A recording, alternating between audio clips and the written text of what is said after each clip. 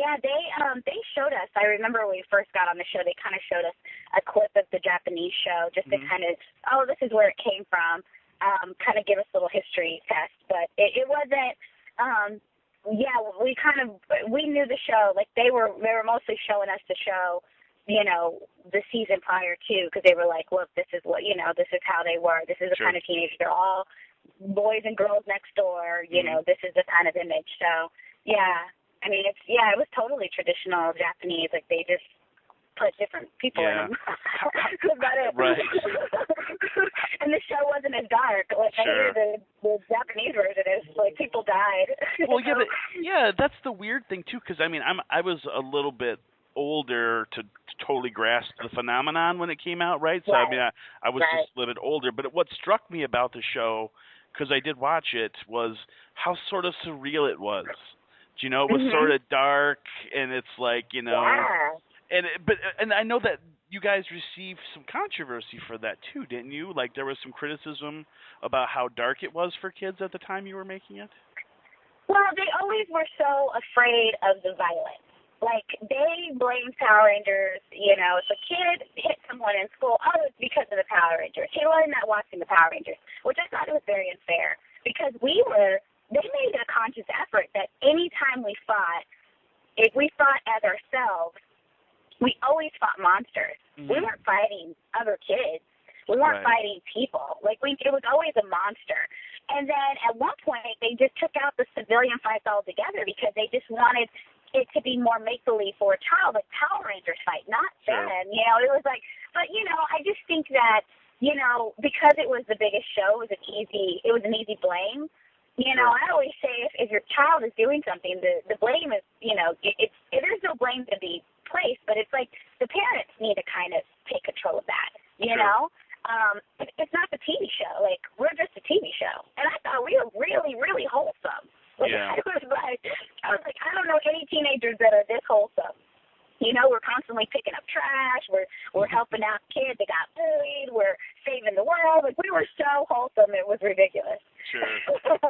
I just remember, like, I think I was like, I think I'm your age, so I was like, but I can just remember seeing it. I can remember like how weird, surreal it was, and there was those racial undertones in those first couple of seasons. But the Asian was the Yellow Ranger, and I was like, what's going on here, And it's so strange. No, that was kind of weird. I mean, I will say this: when I came on, there was sometimes that there was a script and they wanted my character to say or say something that was more like, I don't know, ethnic. Like since I was a black girl, I needed to be sassy, and I was like, I don't want to do that, And they, luckily for me, they were like, okay, and I didn't do it, But it was kind of because of that, because they were. But I think when we came on, they knew they had to change it.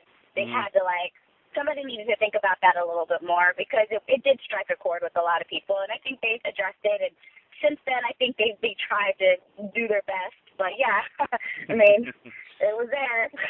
Yeah. It is what it is. So tell me about the notorious Mr. Saban, right? Because, I mean, I've heard these stories about how, with the recent, they tried to get you guys to reunite in New Zealand, and then, like, you weren't making a lot of money on the show. I mean, how does that, in hindsight? I've never been shy in speaking about him. He's always been notoriously cheap. Like, anybody who's ever been on Power Rangers, they didn't make millions of dollars doing that show. Sure. It was a great opportunity, and I talked about it yesterday on my radio show, but I said, back in the day, I knew I was being underpaid when I signed that contract, but the difference was I was a young kid who needed a break, and I needed an opportunity to act. Sure. And I got it. I got that opportunity, and it was a wonderful experience. I did 80 episodes, and it changed my life. I said, but now, skip forward 15, 20 years, I'm not that same person, and I make a great living. And, I would have loved to come back and did a reunion show. But there were several reasons why I ended up not wanting to do it. One of the reasons is, obviously, it was just kind of like a cameo. I didn't feel like if we've been waiting all this time for all of us to be back on the same, on the same stage and behind the same camera, or in front of the same camera, excuse me. I felt like it needs be something. Like, I thought there was going to be a story. I thought there was going to be a moment. From the way it was presented to me, it really wasn't going to be that. It's just, you know, here you are. They will send out the invitation to 60 Rangers. I don't know how many of us there are, but however many there were, they sent it out to everybody. Mm-hmm. And it was just kind of like the same thing, and it was like, okay, here's some money. And it wasn't even like, okay, I want you to travel 5 days, but I'm only going to pay for 2. Right. I just can't do that. You know, if they would have offered to pay me for all 5, I would have considered, even at the low rate that they were talking about. But I'm like, I'm not going to take a pay cut to help you out when I know that this is going to spark the biggest frenzy in the Power Ranger franchise. This is going to launch so many toys. Like, they're already launching toys. They're already set to make millions of dollars. I mean, that company is worth $3.6 billion. Insane. The least they can do is, the least they can do is give us, because most of us are union, give us the minimum union wage. It's what we would have been paid if we would be working our union gigs. Right. That's, to me, not a lot to ask, because that's what we get paid if we get hired to do anything at this point. Well, yeah, isn't a day rate for SAG like $300? I mean, something like that, right? So. No, it's more. It's actually more. It's more like 8 or 9, something like that. But I feel like trust me, it wasn't even, I mean, to me, it just wasn't, I mean, I just felt like it just wasn't on the level. So I told them, well, this is what would get me to do it.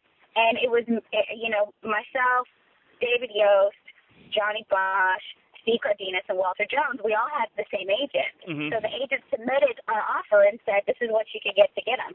Right. And they didn't even respond. Wow. So, I mean, that's what it is.